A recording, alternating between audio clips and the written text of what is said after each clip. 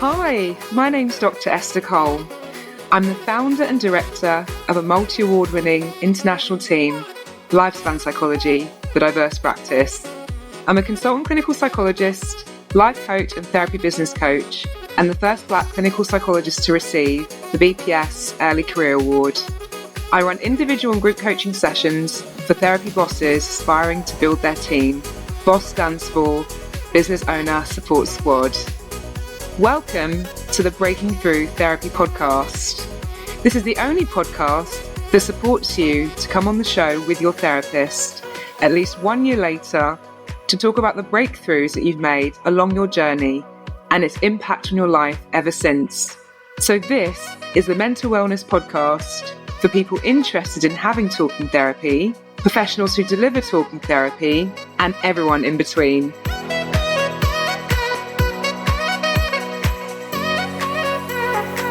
Hello and welcome to Breaking Through Therapy.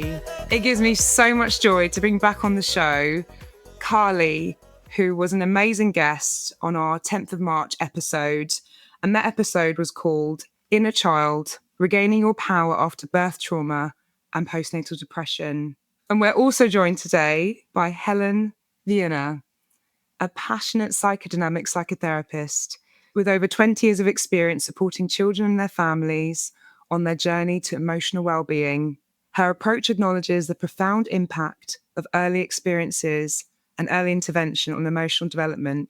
She collaborates closely with parents and works with the Transform Autism charity, whose mission is to support parents and carers to build a loving and supportive bond with their children. So it's amazing to have you both on the show to talk about your journey and your breakthroughs in supporting Kaly's daughter, Georgia, who was born in, is it 2019? 2018. 2018. And then you worked together shortly after. So you're going to talk us through what that was like doing the indirect work in the perinatal period shortly after an incredibly traumatic birth. So thank you both for coming on the show today. Thank you, Esther, for the invite. I think it's a pleasure to be here. Absolutely. So I know it's very difficult, isn't it, to find the right help. How did you meet? So the help came from a friend, which I call her my little Mary Poppins, because we had conversations, very long conversations.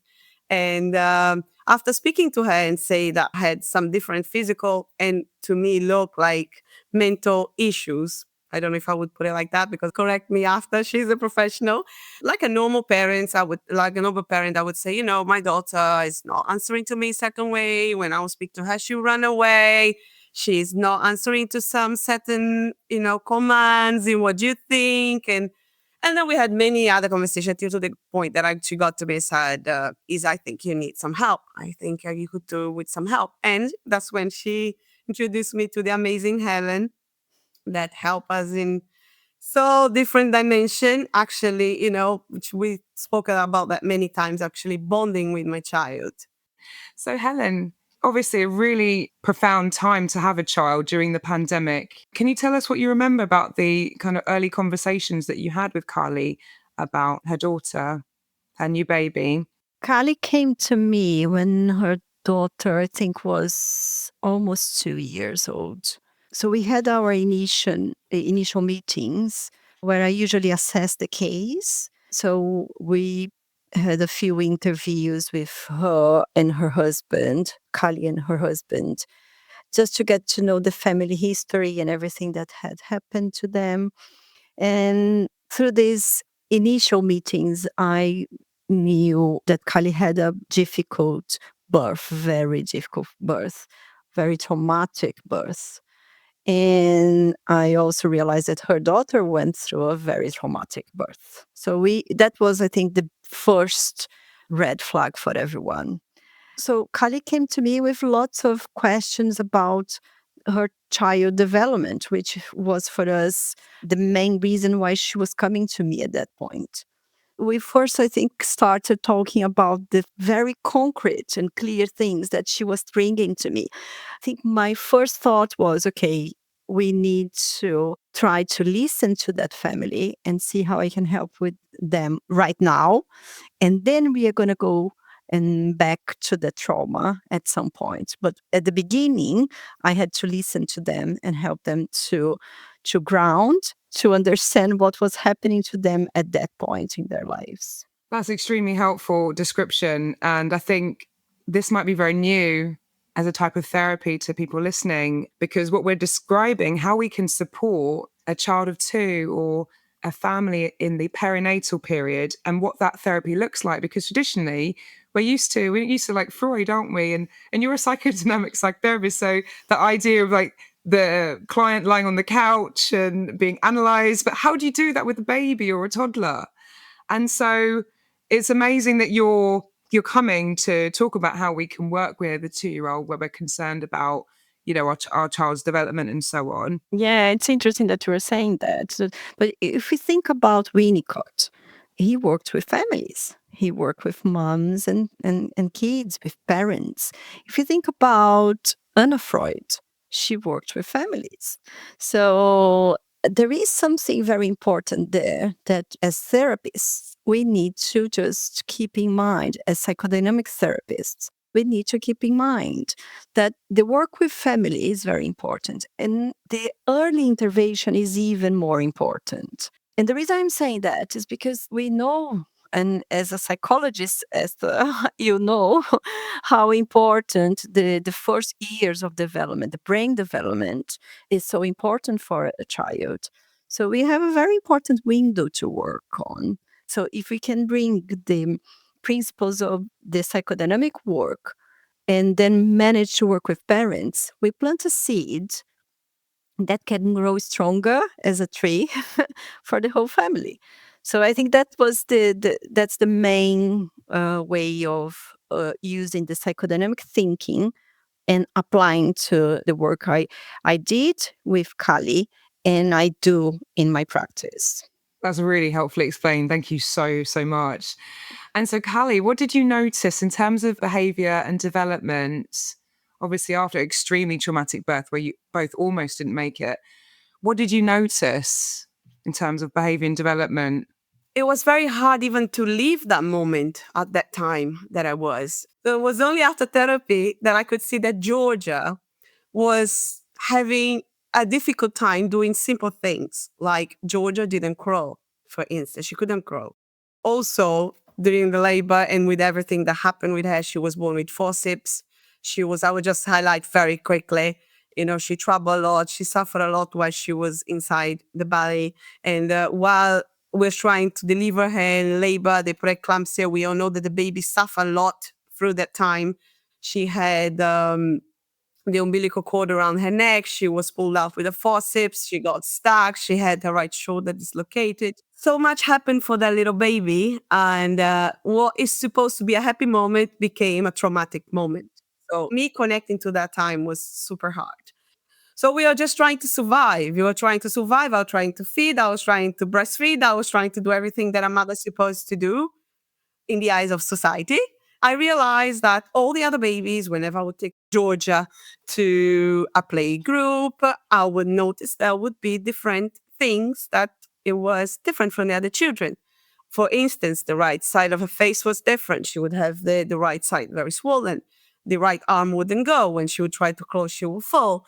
And from there, it developed. And I would go to doctors and would say, oh, it's too early. Like we were saying before, whenever you have, so it's too early. No, she's fine. She's going to crawl. Just put a couple of little toys in front. She's going to go for it. And I was like, guys, I'm not going crazy. This child cannot crawl. There's some physical issue here that is not happening for her. She's trying her hard. And can you imagine her, bless her soul, midday in front of her with toys and things and come to mama. She wouldn't move. She would sit there with her mouth open and just like not be able to do anything. That used to break my heart. And I was like, gosh, again, speak to friends and you think there. Anyway, kept going for a year until I took her to a physician that helped me with the shoulder. Thank God she crawled, but she crawled very late. She almost didn't crawl. She walked directly, so much so that the right side, the leg wouldn't go. And then things were going and we're like, okay, my child is not speaking. She's not saying a word. What's going on in here? Again, trying to make her speak, trying to make her noise, and a lot of suffering for her because I could see that she was understanding everything I was asking her to do. She was trying her best, but was not happening.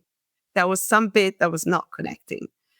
And we went on. I do have to say that Helen was fantastic because she just didn't help me in the UK. She helped me exactly when pandemic happened and I moved into another country, a place that she'd never been, another culture, everything's so different. So when I arrived to Italy with my daughter, was even worse than the UK because when I was seeking help in here, almost everything is diagnosed after 5 years old.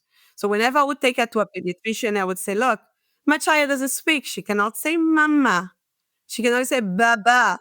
Her tongue is out of her mouth. Her face is not right. She doesn't walk properly. Can you help me? Oh no, we're gonna have to wait until 5 years old. And then I start getting desperate. I was desperate. That was the word. Like, I have to help my child. 5 years old will be too late. How can I teach my child to talk at 5? How can I help her to speak at 5? How can I help her to walk at 5? To climb at 5? She wouldn't do any of those things. And then, obviously, like any mother, internet, Google, trying to diagnose her by myself and try to help her sometimes with the wrong tools. And that's when Helen came into and help us out and assess everything. And it was like from God. It was an angel that fell from the skies. I can't wait to hear. I'm sure everybody listening can't wait to hear. Helen, could you talk us through? Maybe we'll break it down. So we had a lot of information there about the milestones, crawling, speech, walking. And we want to know how in the middle of a pandemic online, you're able to help these wonderful parents with their daughter with developmental delays. Like, what does that even look like? Because I think so many people will feel desperate like you do, like you did, not able to access help, having to wait for years. And that's pain, isn't it? That's pain and suffering, having to wait for answers and wait for solutions. But you did this online. So explain your magic, Helen. It does sound like a magic. I understand that. I think it's important to start saying that when Kaly came to me during the assessment, the first thing that I asked was, are you in therapy? And so I just tried to make sure that Kaly was in therapy because I knew the work I would do with her daughter, and her husband would definitely go back to her very traumatic experience. And she was. So that was great. So we could actually, so I think that's a very important message, Esther, that I think we need to put up there. That sometimes working with the child means that the parents will have to revisit their own childhood, their own pain, their own difficulties, and be able to break the cycle. Because it becomes a cycle sometimes, and we don't see that it is a cycle. So being able to break it means that we need to have our own time. And I'm not saying that it has to be through therapy, but we need to at least be able to check ourselves, look into our own history. And especially with Kaly's, then I definitely thought it would be very important to have therapy because what she had gone through was very traumatic. Yeah, so great. That's part of the puzzle, isn't it? And we're understanding that therapy happens simultaneously. There's no shame in it. For parents and families listening, if you, your partner, your child, you each have a therapist, that's absolutely fine. All working magic behind the scenes. It's like having a virtual team if you work virtually. I think it's so important to promote that because I think there's so much shame and stigma still attached to seeking help and different family members needing their help. But the word help, I think, it's loaded, isn't it, with like feelings of failure, but that's not what's happening here. There's so much learning and development and growth and post-traumatic healing that happened for you and your family. So really interested to hear. Should we start with the developmental kind of milestones, what was happening? Kaly then came to me, and it was interesting that she was saying now to us that people were saying to her, it's too early, or saying to her, wait for 5 years or until she's 5. And that's another flag that I think we should raise here and say, no, we shouldn't be waiting. We can do something.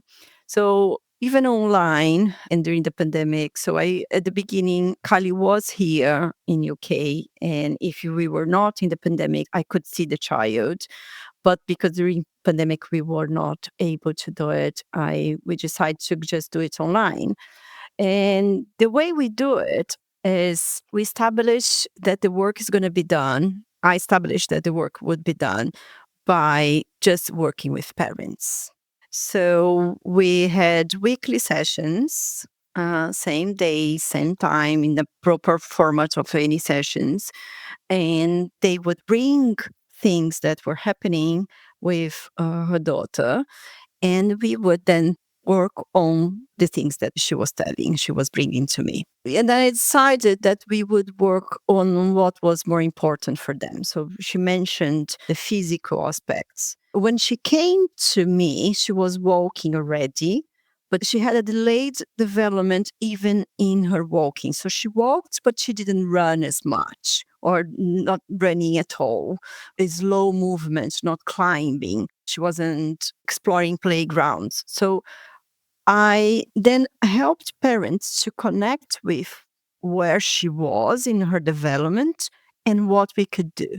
It's interesting that as I'm talking here, I have, for example, in my mind, the image of a playground that Kaly used to describe to me. I've never been to the playground, she told me. But as they told me what they were doing, I could picture this playground. I remember saying to them, well, we were going to help her to climb the stairs, to go down the slides, instead of putting her on the slides. So she can actually do the movement and starting to do it slowly. And that was just one example of so many examples. The important thing here is I used the psychodynamic informative work to do it. And the reason I'm saying that is that I didn't give them homework. I didn't say to them, go there and do this. I used to say, okay, what's happening? And then she would say to me, oh, I went to the playground and it was very frustrating because other kids were doing this and she couldn't do that. And then I said, okay, what if we try? How do you feel about doing this? So that's what we would say. I would say to her and to her husband.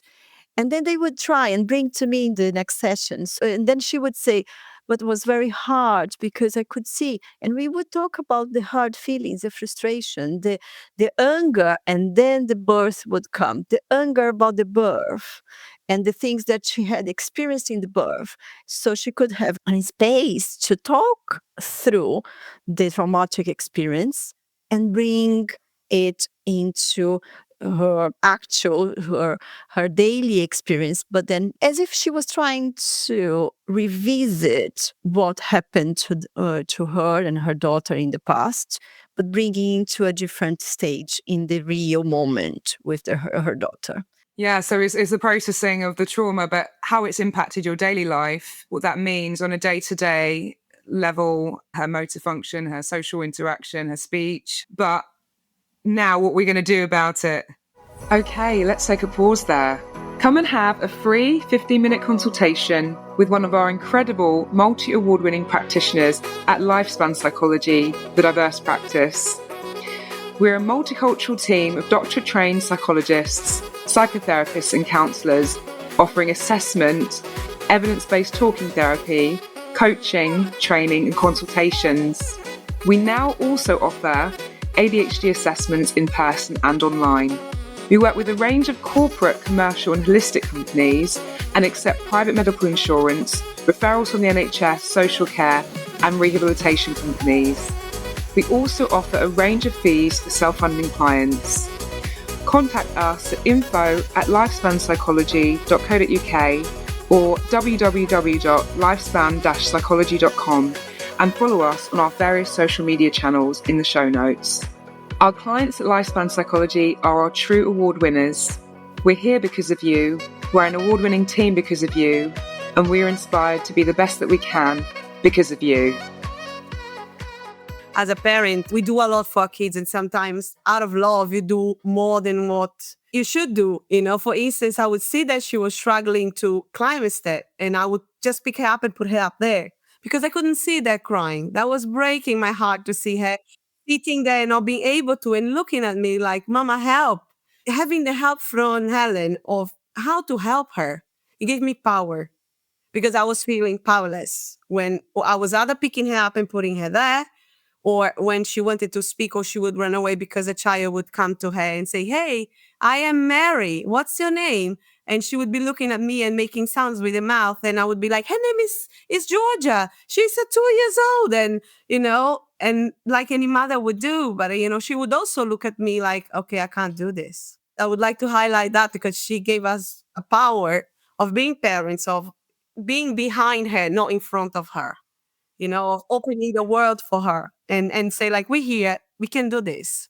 Yeah, and I think was also being able to help the parents to accept the child's frustration and be there with her. So it's hard. It's very hard for a mom and dad to see their child struggling.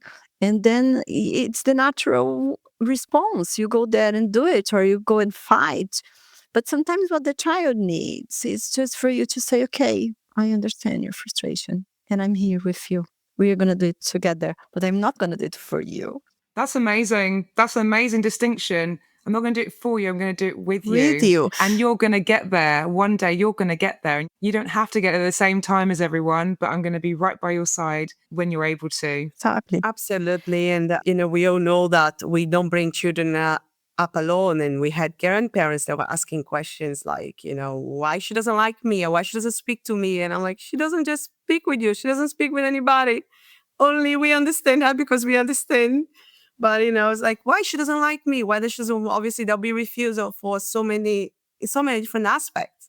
So you also had to kind of sit there and work with Ellen through this of explaining to also the other people that, like, it's not you. Your grandchild doesn't hate you, it's just she's not feeling comfortable there, So yeah, it's a very hard job, Ellen. I do have to say it's a hard job.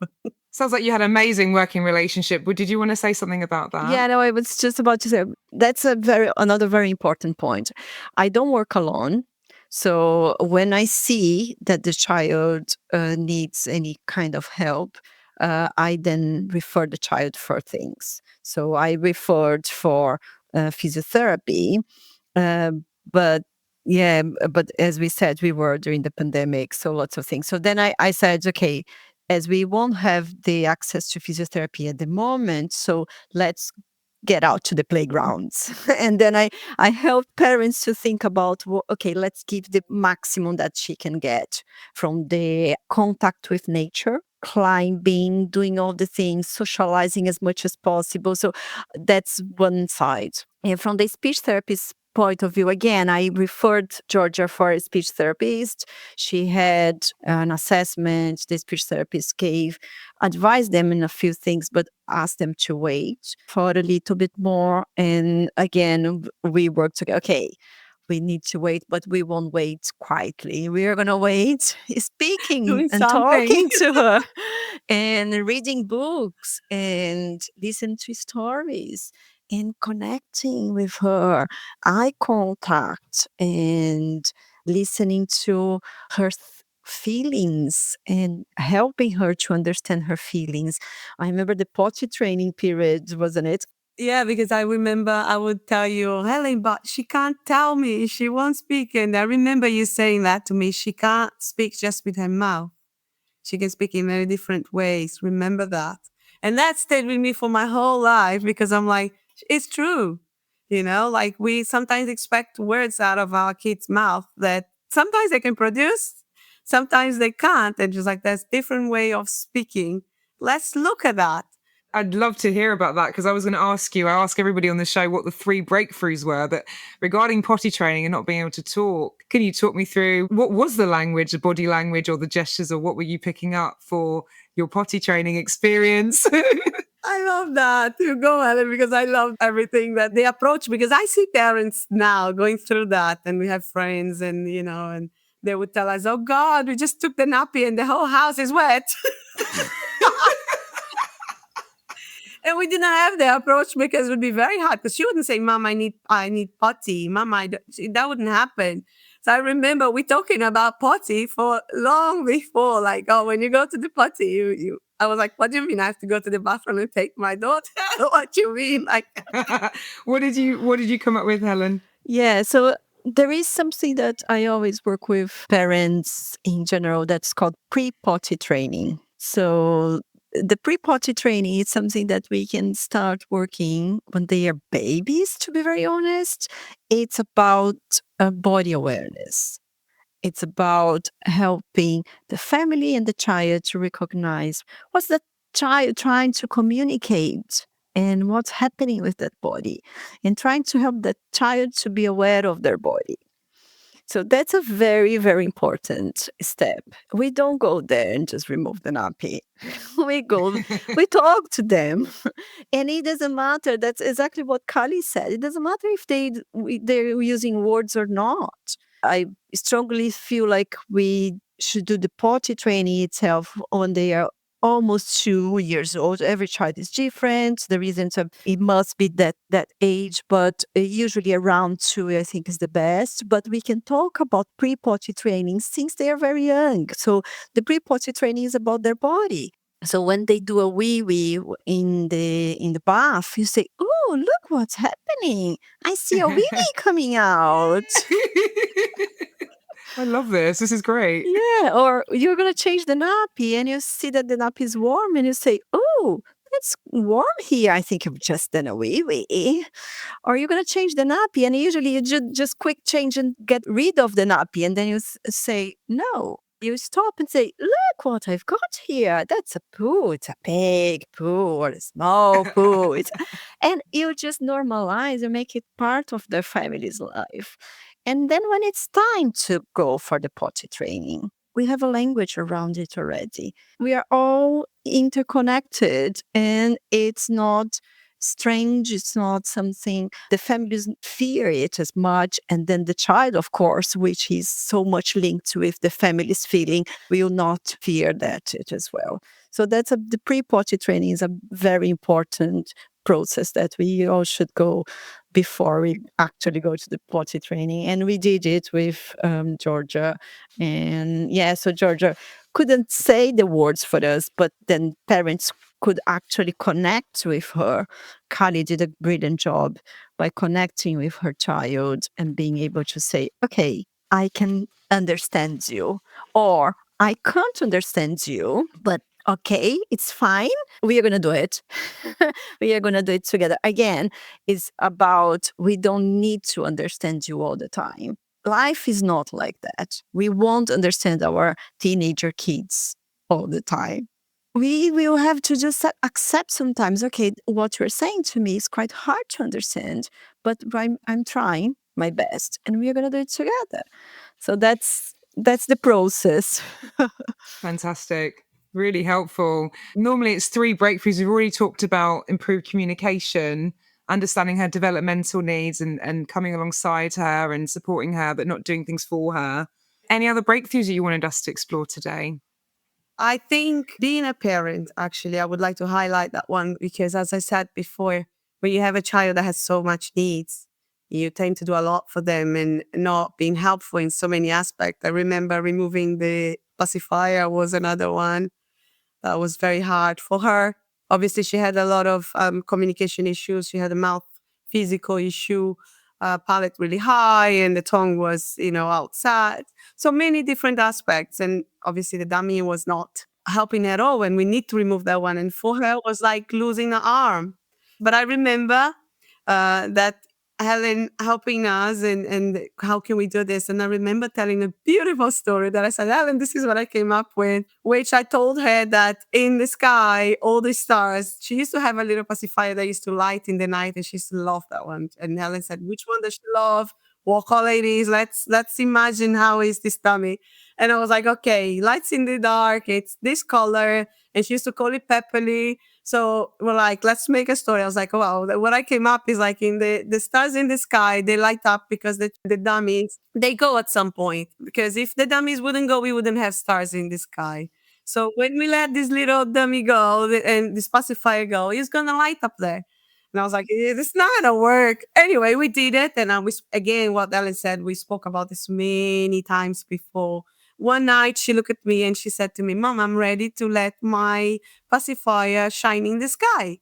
And I was like, no way. And then I called my husband and I said, let's do this. And we opened the windows, luckily it was sunny and all summer and it was really beautiful outside. And I remember her doing it. And I said to her, do you want to do it? And we literally throw it because she believed that was going to go up there. And I said, do you want me to help you or do you want to do it alone? She said, no, Mama, help me. And that was beautiful because I held with her and we just let it go. And she let it go and she cried her eyes out, hugging onto me. She slept close to me. And then, funny enough, weeks later, we're traveling, and it was a nighttime. We were coming back from the airport, I don't know where. And she looked, Mommy, look, I see Pepperly. Because sometimes we wouldn't understand what she was saying due to some phrases, some words. And she was like, she's talking about the pacifier. I was like, no way. And from now on, for her, Purpley is up there, and was not a traumatic experience for her. We made it in a way with Helen that she worked that through. She did it. We didn't do it for her. I didn't go there and grab her dummy and throw it in the bin. Did it together. That is phenomenal. I love that. The power of story and storytelling and just creating those amazing stories with kids that feed their imaginations and help them kind of combat any fears or anxieties. I use narrative therapy for that with children and families. It sounds quite similar to narrative therapy, but that's such a beautiful story that the dummy lit up the sky. It's beautiful. And for me, what's beautiful about that is that Kaly managed to come up with that story herself. So it means that what we were doing, at that point, we were working for a while already. She had internalized power of communicating and being there with her child. And then I didn't say to her, let's go there and do this. I just said, okay, it's important. I understand we must do it, but how can we do it? How can we do it together? And we talked about stories. Yes, you were right. I work with stories in my practice as well. Storytelling, or sometimes using the narrative for lots of things. So we do. So I kind of said to her, a story would be nice, but I didn't say which story. I didn't say. So that came from her. Wonderful. Okay, that's food for thought. Let's take a break here. I personally believe that health is the most important form of wealth, and it should be free at the point of need for everyone on the planet. We're therefore fundraising for NHS Charities Together and hoping to raise £10,000 per year through this podcast. NHS Charities Together currently fund over 4,000 projects to support staff and patients to build a brighter future for the NHS. Find out more from our fundraising page in the show notes. This podcast is free to listen to, but we recommend a one-off donation of the cost of your therapy session or anything you can afford so we can reach our £10,000 target every year to support the NHS. I've donated the price of my therapy session, and my company will continue to sponsor this podcast and fundraise for the NHS as long as we're able to. Please rate, like, share and subscribe to this podcast to spread the word. If you would like to sponsor us or feature on the show, please email info@breakingthroughtherapy.com. That leads nicely on to, well, I say nicely in lockdown in the same sentence, but I'm sure there's lots of parents with COVID babies. I have a COVID baby who want to understand, how do you support a child with communication difficulties in a lockdown with social interaction? Like, woo, yeah, that's a big one. Yes, it is. That's why for me was like, okay, I need to establish a very strong connection with those parents. I need to listen to them and be able to understand their feelings. I need to understand what they are going through. I need to connect with her and connect with her feelings, with Kaly's feelings, so she can actually do the same to her daughter. So Kaly said something at the beginning of the podcast today. She said that she was trying to survive. That's exactly what she described to me when we first met. And I said, okay, we need to change it into connecting to her child. But how could I do it if we were so far and on internet, on video calls? So I then connected with them and then helped them by day-to-day life and to connect with her own child and accepting who that child is and accepting her difficulties and being able to see every victory, every step ahead, every little victory. It was a big victory for everyone. So, yeah, then we were able to go far. But I think that's the answer, maybe, Esther. Yeah. Yeah, tell me about that, Kaly. Tell me. Georgia is an amazing child, amazing in all aspects. We're still working, right, Helen? We're still working on her. She's still doing speech therapist. She has an expansor now to help her mouth. We're working on the way aspects, and we're working with pediatrician, physicians, and she does sports. She's what we would call at any point, or anybody look at her today. It's funny because when I would tell her story to another mother that is going through a hard time, and they'll be like, "Who? I'm Georgia? I never noticed. No, it's not possible." And I'll be like, "Yeah, it is possible." But all I would like to say is that by getting help and breaking the stigma of actually asking for help, as we're saying, we could have stayed there surviving and disconnected.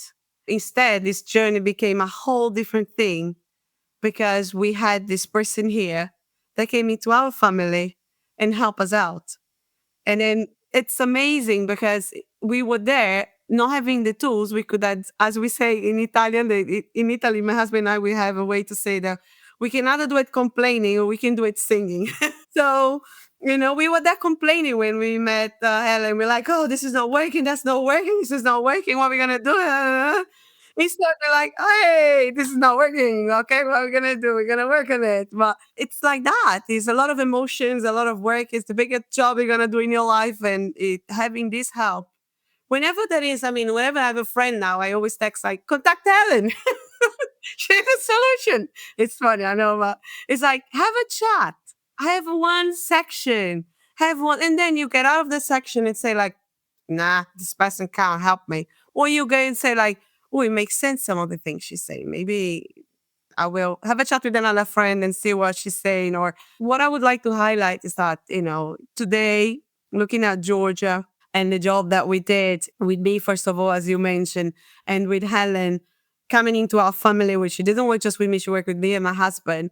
It's just like, it's another dynamic. We go back a lot to that little seed, as we said, that we planted that. We have a seed that we planted, and that tree now is not a seed anymore. That tree has grown and we keep watering it. Let's water it and watering time to time. I'm a mother of two. So when the other baby was coming, we were there again, and I had the possibility of getting my phone and say, "Look, I just need a chat. Would that be possible?" And having this person there that will listen to you and listen to your fears and listen to your desperation, it's vital. I believe it's life-saving. It's change a dynamic. It will change their life and will change the life of their kids too in the future.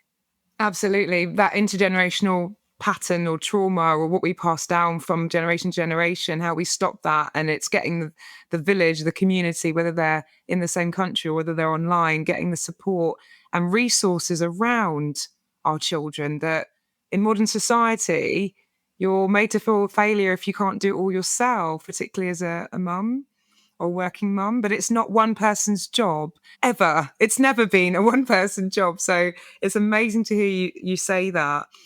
And I'm hoping we've got a bit of time, just a brief time to talk about the transition to school, because I know a lot of parents listening. Are there any sort of little bits of advice you could maybe give somebody listening who's still really not convinced, that they should go for help, particularly if their child's finding it difficult at school? I'm going to ask Kaly. That's a very hard time actually, because you let your child go, right? You're not there with her anymore. So having her support was vital, because we looked into schools together. I remember that. My child is a bilingual. Funny enough, I didn't highlight that, but I always spoke to my child in Portuguese. And when we got to Italy, she refused that language because my husband and I, we would speak in English. So Helen also noticed that and also highlight that to us, telling us like, it doesn't matter what language we're going to speak as long as we have. And I remember we establishing that was the love language. Our love language was English. And she adopted English as her language, as her main language, as her mother tongue, funny enough. But I remember we looking into schools, and we luckily enough found this amazing school. There was a bilingual school. They would speak English and Italian. I remember that was a nun, and I was like, hey, we start ticking boxes here. We have a nun. They say it's their mothers, and they would speak a little English too. And they would have a patio, they have a playground. So I remember we, with the help of Helen, looking into if that school, because I think also that there's no shame on that, on putting your child in a school and realizing that it's not bringing the best out of them. We tried out, and when we tried, they were like, okay, how did it go? How does she feel? How is she when you pick her up? What's the feedback of the teachers? And I remember I don't think that if I would have not have the help, I wouldn't have been so clear with the teachers, who Georgia is. I remember having the meeting and say, look, my child, coming completely open and say, look, we've been working with this, we're doing our best, but this is how far we got. And I would really appreciate if you could also get in this big family and help us as well. And the teacher was with the eyes like, oh, that'll be great. And then from there on, it was amazing because I opened my heart to her, and this human being took that child and was like, okay, we can do this. And then we created that link with that person. I'm like, okay, she's going to be with her for the time I'm not there. So let me be clear who I believe we're working with. That was. So I think looking into schools and having this honest chat, open. Don't be ashamed of it. There's no shame on it. It's not your fault. It's not your child's fault. It's no one's fault. It happened. It's here. And we can do something about it. We just need to be honest and not be ashamed. It's like, actually, I teach her because I still have children that would come to her and say, or to me, why does she speak funny? Or is it because she speaks English? I saw her once or twice in the playground, and I was almost emotional because it became a strength for her. It's not a weakness after working with her. It became a strength. She doesn't put herself as, poor me, and my tongue is too big, or my braces is stopping me from talk, or my leg sometimes doesn't go and I fall on the floor. So she actually, it's strong about it. And so kids will come to her and say, or in a funny way, or sometimes, unfortunately, in a nasty way. And you tell her, like, what's wrong with your mouth? And she honestly would open her mouth and say, look, I have a brace. And it's amazing. Look how pretty. I have those two little things here. And she would talk about it in such a positive way that I was like, what? And then the kids would be like, oh, this is fantastic. And they would be like, actually excited about it. Here, mother's coming to me, actually, another mother that has son with the same braces, coming to say like, oh, Tezel came home and told me that Georgia should have brace to him and said that you works great, that, now she can close her mouth. Now she can speak better. And I'm like, yeah, it's like telling them that they are not the poor me, but they actually have an amazing story and they can do it. It makes them stronger. Yeah, that is so wonderful. That is so empowering. Having able to advocate for herself and actually be proud and wear her difference, but with pride.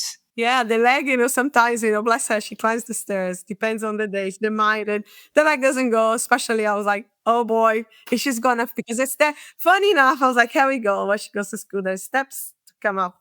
There is also the hump, but she refuses. So she's like, I'm gonna go walk up the stairs. And here in Italy, they call the name of the children on the first day. So I was like, oh my God, she's gonna fall. I was like, just like, okay, let's see this. How's it gonna happen? And then they call her name, and she walked up. She did limp a little bit, and then she started laughing, like, oops, the leg is not going, mama. Oh, bless. But it became like, okay, she's looking funny today, but yeah, it became a strength. It became a strength. Yeah. With the right help, it became a strength and not a weakness. That's amazing. Thank you so much. Helen, did you have anything that you can briefly comment about that amazing story? And then are we going to ask how people can get in touch with you? Just talking about the school, I think Kaly said something very important, how it is vital to talk to the school and share your story and bring the school to work together. And they can actually be on your side, helping your child. But yeah, and then you can feel confident that that's the right place for your child. Because then if you are confident, the child can be confident too. So what Kaly is saying is how confident Georgia is with everything that's going on in her life. But parents are there confident that she is also doing right and doing the best for her. The school part is very, very important. The only thing that I would, it's not add, maybe it highlights something that we talked today, is how that early intervention is the important seed that we planted there in the past. And when Kaly came to me like 9 months ago, and because the work we did was maybe a year and something, not more than that. And then we stopped the work because Kaly felt like her daughter was doing well and they were confident. And we thought together, okay, that's a good time to stop. But then when she got pregnant and when she was about to give birth, of course, Kaly revisits the trauma. She had worked on it, and the seed from her own therapy and the seed from the working with parents therapy were there. So I remember her contacting me and we then talked about those things together. And we had like 2 more sessions only because it was just a matter of revisiting some of the concepts and feelings and feeling accepted and feeling understood. And I then said to her, well, I'm here if you need anything else. And she never contacted me again. So then I had the invite to bring you on the podcast to say how amazing you've been and your seeds have grown into trees. Exactly. And, so I think forests of support and resources, beyond the seedling. You're building the Amazon. Yeah. The Amazon rainforest has been built. Yeah. I'm so sorry we have to stop you both there. Yeah. I could talk to you all day. Honestly, I have the most amazing guests on this show. It's a real blessing to have you both. People wanted to contact you, Helen. How would they do that? So I can leave my email address. For anybody listening, we'll put Helen's email address in the show notes so you can contact her. And that's brilliant. Thank you both so much for coming back today. And everybody, do listen to Kaly's first episode.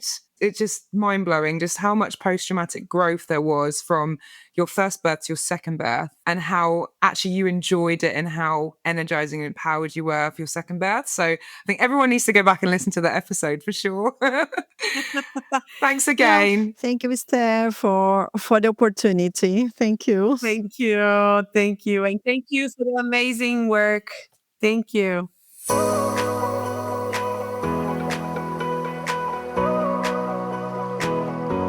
This podcast is not a replacement for professional, psychological or psychiatric help.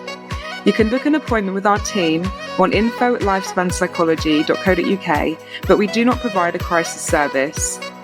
If you've been affected by any of the content and need to speak to somebody urgently, please contact your GP to make a referral for talking therapies. You can contact NHS 111 out of hours or the Samaritans on 116 123. Childline also offer a free confidential helpline for children and young people in distress and offer support from counsellors online. Call 0800 1111 or go to www.childline.org.uk. If you're worried about someone's safety, please call 999 and bring them to the Accident and Emergency Service. You can contact the charity CALM, Campaign Against Living Miserably, or an SPCC for Children. These resources are in the show notes. Thank you for being part of the Breaking Through Therapy community. I would also like to thank the composer of this theme tune. It's called Bliss by Luke Bergs. Let's dive into more conversations that change the courses of people's lives in upcoming episodes.